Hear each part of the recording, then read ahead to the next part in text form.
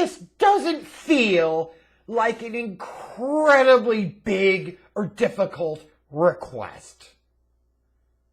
NFL, ESPN, NBC, please, please, please, for the love of God, Jehovah, and Allah, stop putting Bears football in prime time, please. How many times a year must America be made to suffer through that experience? Now, don't get me wrong, America deserves all the suffering that it gets for being the asshole country that it is. But this feels like almost cruel and unusual punishment. To have to do it back-to-back weeks. Ugh! Yikes. Perhaps the only good thing about it is, since they're playing on Monday night this time, it's on cable, so that means some people that don't have cable, don't stream, won't have to watch the game. So perhaps that's good for them. But my God, can we please? I get why you put Chicago in these primetime matchups. Media market size of fan base, but please, please, just stop. Until proven otherwise, Bears football should only be playing games in this Sunday 1 p.m. Eastern slot, period. Period. Stop torturing everybody, damn it.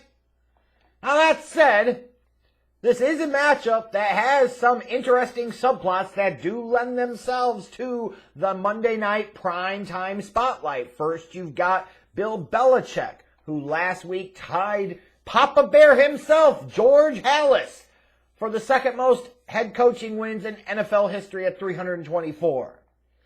So now, how ironic it is, right, that Bill Belichick has a chance to pass George S. Halas, the Papa Bear, for second on the all-time list. By doing what? By beating the Bears, on Monday night.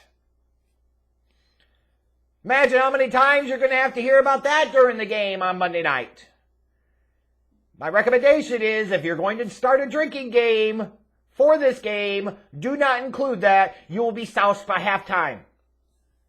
And then you've also got a matchup of the quarterbacks that were the fourth and fifth quarterbacks respectively selected in the 2021 NFL draft, and Justin Fields and Mac Jones. Fields, of course, going 11th overall to the Chicago Bears. Mac Jones going to the Patriots with the 15th overall pick. So again, don't make a drinking game for Monday night's matchup that involves the comparisons and references to the 2021 draft, the other quarterbacks of that draft class, and specifically Justin Fields and Mac Jones, because you're going to be hammered by about kickoff. But there are certainly interesting subplots for this game. Whether or not this will actually be an interesting football game remains to be seen. Well, let's talk about that a little bit. Let's talk about the Bears, who come in at 2-4 after that impressive performance last Thursday night against the Washington Commanders. Anybody that can take a winnable game and make it losable by only scoring 7 damn points deserves the label of Bears football. And boy, I tell you what, when you look at their offense, it is typical Bears football. They're second in the league in rushing yards per game, butt naked last, as per usual, in passing yards per game. 30th in time of possession, so all that running of the ball they're doing doesn't make a damn bit of difference, because all they're fucking doing is running on 1st and 10, they're running on 2nd and 8, and then they have 3rd and 6 passing situations where, guess what? Put them up. I got courage. I want to run the ball. 3rd and 6, halfback dive. Anybody can throw it. It takes a real man to run the ball. On 3rd and long. On 2nd and long. Put them up. And 31st in the league in points scored per game. That gutless, gutsy genius on full display there. And through 6 games, Justin Fields has a whopping 869 passing yards. That's less than 150 yards passing per game. There is no spin you can put on that. That absolutely sucks. That means that the NFL regular season could be 20 games, and based off of current pace through 6 games, Justin Fields would still not exceed 3,000 yards passing.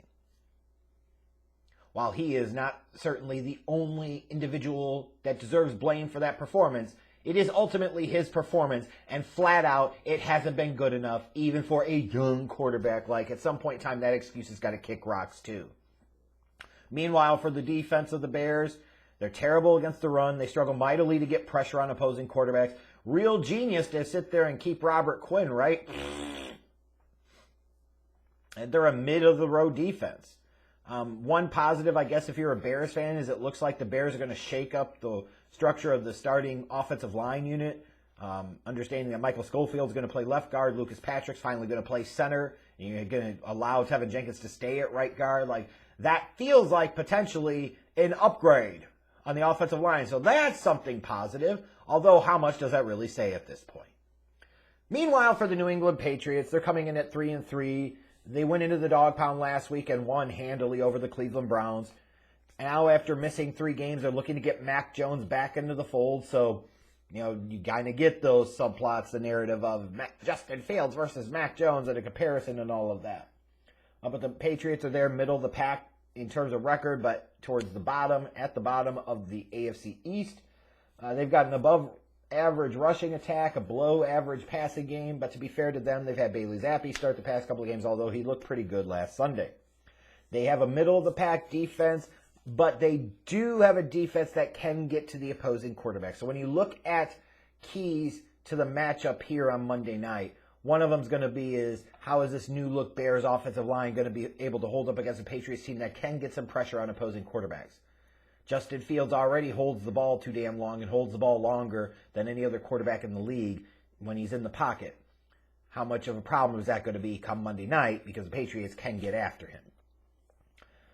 I look at this game and I say it feels almost like the stars have aligned, right?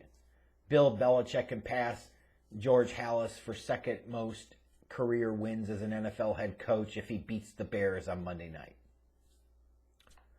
Meanwhile, you have the Patriots who are kind of there in the middle, but maybe they still have a little reason for hope or optimism, whereas you look at the Bears right now and it looks like a mess.